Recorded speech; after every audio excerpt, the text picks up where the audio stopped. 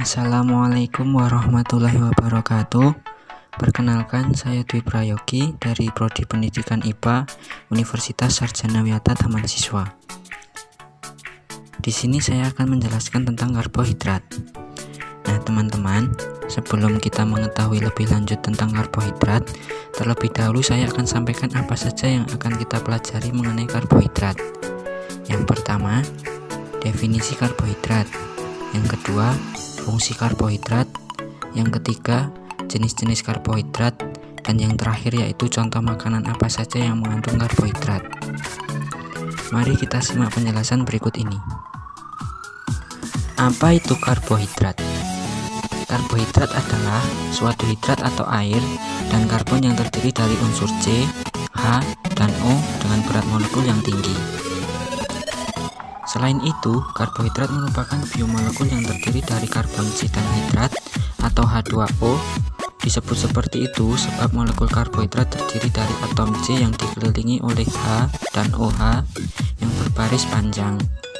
Semakin kompleks suatu karbohidrat, maka semakin banyak pula rangkaian atom C. Salah satu contoh karbohidrat adalah glukosa. Ia merupakan molekul yang memiliki 6 atom C, sehingga rumus kimianya adalah C6H12O6. Glukosa dapat digambarkan memanjang seperti rantai. Namun, jika berada dalam air, bentuknya berubah menjadi seperti cincin, yang biasanya digambar dalam bentuk segi 6. Pembentukan ini merupakan satu unit karbohidrat yang dapat berdiri sendiri. Karbohidrat mempunyai nama lain yaitu sakarida yang berarti gula. Yang selanjutnya, fungsi karbohidrat. Fungsi karbohidrat adalah sebagai berikut. Yang pertama, sumber energi untuk tubuh. Karbohidrat juga sebagai sumber energi yang paling murah. Yang kedua, melancarkan sistem pencernaan. Karena makanan yang tinggi karbohidratnya memiliki serat. Yang ketiga, untuk membuat protein melaksanakan tugasnya yang utama, yaitu sebagai zat pembentuk tubuh. Dan yang terakhir yaitu sebagai pengatur metabolisme lemak dalam tubuh. Jenis-jenis karbohidrat yaitu ada 3. Yang pertama, monosakarida, oligosakarida, dan polisakarida. Monosakarida adalah karbohidrat yang paling sederhana susunan molekulnya, karena terdiri hanya satu unit keton. Sedangkan oligosakarida adalah karbohidrat yang mengandung 2-10 molekul gula sederhana yang tergabung dalam ikatan glikosida. Dan polisakarida adalah karbohidrat yang memiliki molekul lebih kompleks, terdiri dari molekul monosakarida yang kadang jumlahnya mencapai ribuan. Yang selanjutnya, penjelasan mengenai monosakarida. Contoh monosakarida yang banyak ditemukan dalam tubuh yaitu ribosa dan deoksiribosa, yang masing-masing memiliki 5 atom C, serta galaktosa dan glukosa, dan fruktosa yang memiliki 6 atom C. Oleh karena itu, tergolong atom karbon atau heksosa. Yang selanjutnya adalah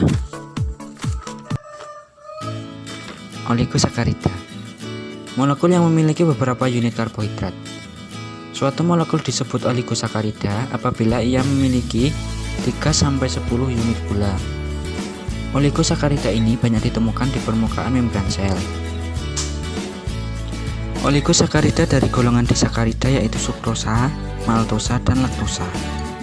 Sukrosa adalah gabungan dari glukosa dan fruktosa. Sedangkan laktosa merupakan gabungan dari glukosa dan galaktosa. Dalam kehidupan sehari-hari, sukrosa ditemukan pada gula pasir dan laktosa adalah gula yang terdapat pada susu. Selanjutnya, polisakarida. Polisakarida disebut juga dengan gula kompleks. Suatu molekul yang terdiri dari banyak gula. Satu molekul polisakarida bisa terdiri dari ratusan sampai ribuan unit gula. Berdasarkan fungsinya pada tubuh, gula kompleks dapat dibagi menjadi 2, yaitu polisakarida berfungsi sebagai media penyimpan energi dan polisakarida berfungsi sebagai penyusun struktur tubuh. Gula kompleks yang berperan sebagai penyimpan energi tubuh adalah padi dan glikogen. Sementara gula yang berperan sebagai penyusun struktur tubuh adalah selulosa dan kitin. Pati atau amilum merupakan cadangan gula pada tumbuhan yang diperoleh dari hasil fotosintesis. Cadangan gula ini dapat dikonsumsi oleh hewan dan manusia sebagai sumber energi. Pati terdapat pada nasi, jagung, dan ubi, ataupun pada produk olahan seperti roti. Glikogen merupakan cadangan gula pada manusia dan hewan, yang disimpan pada sel hati dan otot. Molekul glikogen berukuran sangat besar. Ia merupakan gabungan dari sekitar 30.000 unit gula yang dapat dipecah sewaktu-waktu menjadi energi. Selulosa merupakan komponen struktural penyusun sel tumbuhan. Selulosa tetap polisakarida panjang seperti ikatan kimia yang sangat kuat. Karena ikatan yang kuat ini, selulosa sulit dicerna oleh hewan kecuali oleh Erumenansia dan beberapa serangga pemakan kayu. Dalam ilmu nutrisi, selulosa sering disebut makanan berserat. Dan yang terakhir yaitu kitin. Kitin merupakan polisakarida yang memiliki unsur nitrogen, berfungsi menyusun kerangka luar serangga dan arthropoda seperti pada kumbang dan kepiting.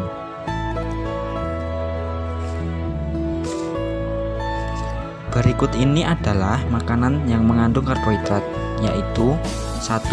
Umbi-umbian, 2. Telur, 3. Kacang-kacangan, 4. Jagung, 5. Sagu, dan 6. Padi. Baiklah teman-teman, itulah penjelasan mengenai definisi, fungsi, jenis, dan contoh makanan yang berkarbohidrat. Semoga bermanfaat dan terima kasih sudah menyimak penjelasan saya. Wassalamualaikum warahmatullahi wabarakatuh.